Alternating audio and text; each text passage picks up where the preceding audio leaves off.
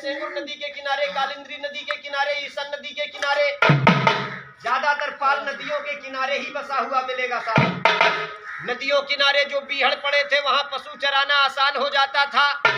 वहां की पड़ी बंजर जमीनों को भुजाओं की ताकत से तोड़कर खेती करने योग्य बनाया। होलकर पाल वंश के बुजुर्गों ने खुद का काम करना, खेती बाड़ी करना शुरू कर दिया। होलकर पाल वंश के बुजुर्गों ने खुद का काम करना, पशुपालन करना शुरू कर दिया। तो भैया कहते हैं माया के हैं तीन नाम, परसी, परसा, परशुराम। अगर किसी रईस आदमी का नाम कल्लू है तो लोग बड़ी इज्जत से उसे कल्याण सिंह कहते हैं, और अगर किसी गरीब आदमी का नाम कल्लू है तो लोग बेइज्जती के साथ उसे कलुआ कहकर बुलाते हैं। जब तक राजपाट चलता रहा अपने वंश के लोग चंद्रवंशी, होलकर, गढ़तोड़, छत्री, ढेंगर और नीखर कहे जाते रहे। लेकिन बाबूजी जब अपना राजपाट समाप्त हो गया तो उस गढ़तोड़ छत्री शब्द को बिगाड़कर लोगों ने गड़रिया कहना शुरू कर दिया। संस्कृत भाषा में भेड़ को गाड़र कहा जाता है।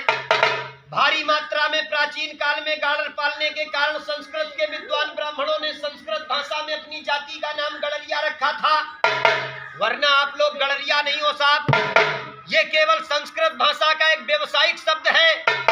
शंकरगढ़ की रियासत में शंकर सिंह नाम का राजा हुआ था, जो युद्ध में दुश्मन के ऊपर बाघ की तरह झपटता था, जिस कारण से लोग उसको बाघेला बाघेला कहा करते थे। शंकर सिंह बाघेला के नाम से सबसे पहले अपनी जाति का टाइटल नेम बघेले रखा गया था। भैया पशुपालन को अधिक मान्यता देने के कारण आज के आधुनिक नेता राजा रामपाल, मथुरा पाल, अरविंद पाल, श्री रामपाल, सतीश पाल, एसपी सिंह बघेल, इन नेताओं ने मीटिंगें करके पशुपालन के कारण अपनी जाति का एक टाइटल नेम पाल बनाया। नेताओं का सपना था पूरे देश में बिरादरी पाल लिखेगी तो बिरादरी एक नजर आएगी, लेकिन भैया उनका एक करने का सपना अधूरा रहा। आधे लोगों ने पाल लिखना शुरू कर दिया, आधे लोग अपने आप को धनगर और बघेले ही कहते रहे साहब। एक बार प्रेम से बोलो राजमाता अहिल्याबाई होलकर की। भैया ये सुनाई हमने आपको सृष्टि की रचना से बिरादरी की उत्पत्ति। अब 1 मिनट के लिए अपने पाल समाज के नाम बताएंगे।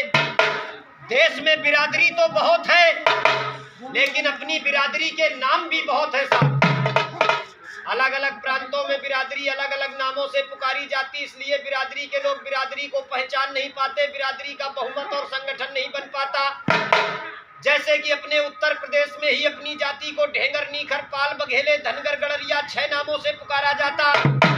महाराष्ट्र प्रांत में अपनी जाति को हटकर और खुटेकर कहा जाता है।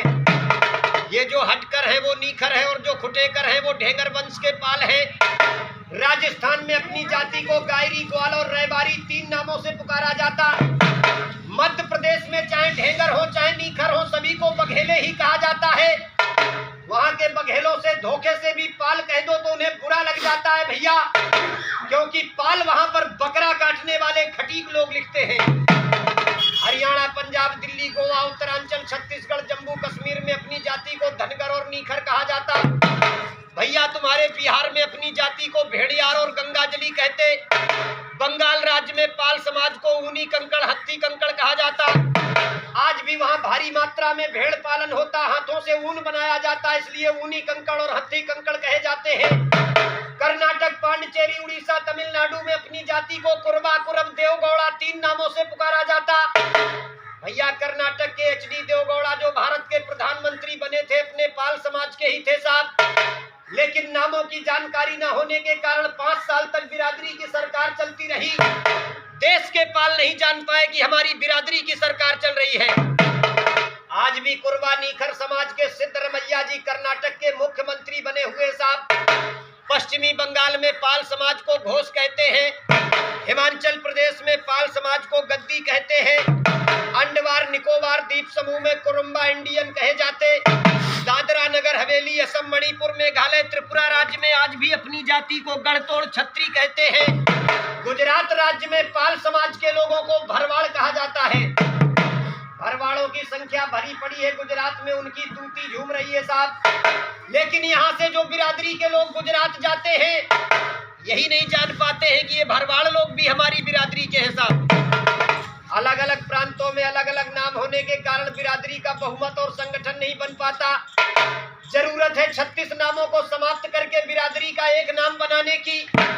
इसलिए गांव-गांव अपने पाल भाइयों से हम हाथ जोड़कर प्रार्थना भी करते हैं, चाहे पाल लिखो या बघेले लिखो, जो भी लिखो सब लोग एक ही चीज लिखो। जिस दिन पूरे देश में अपनी जाति का एक ही नाम हो जाएगा।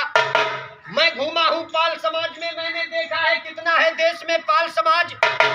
एक नाम के सहारे पालों की वो संख्या उभर के सामने आएगी, बिना पालों से पूछे बाबूजी कोई सरकार नहीं बन पाएगी।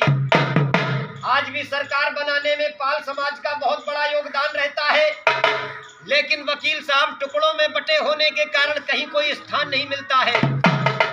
जागो पाल भाइयों, आप लोग भी इस देश के राजा हुआ करते थे, संगठित होकर राज्य में अपना हिस्सा कायम कीजिए। लेकिन पाल समाज में संगठन की बहुत बड़ी कमी है साहब। यादव, घोसी, कमरिया, डढ़ोर, दउआ, ग्वाला कोई भी हो अपने आप को यादव जी कहते। ठाकुर, सेंगर, भदौरिया, चौहान, तोमर, कछवाए कोई भी हो अपने आप को ठाकुर ही कहते। लेकिन पालों के विषय में किसी चरवाहे ने कहावत बनाई थी, 3 गड़रिया तेरा हुक्का, आपस में मची है थुक्कम थुक्का। दरवाजे पर कोई बिरादरी का अपरिचित आदमी आ जाए, खूब कहे कि हम बिरादरी के हैं, लेकिन बीड़ी बाद में पिलाएंगे, पहले ये पूछेंगे ये बताओ तुम नीखर हो कि ढेंगर हो। कोई अपने आप को नीखर कहता, कोई ढेंगर कहता, कोई पाल कहता, कोई बघेले कहता है। भैया पाल होकर पाल का आप सभी सम्मान करो, सभी पाल हैं एक, हमारे मत उनका अपमान करो।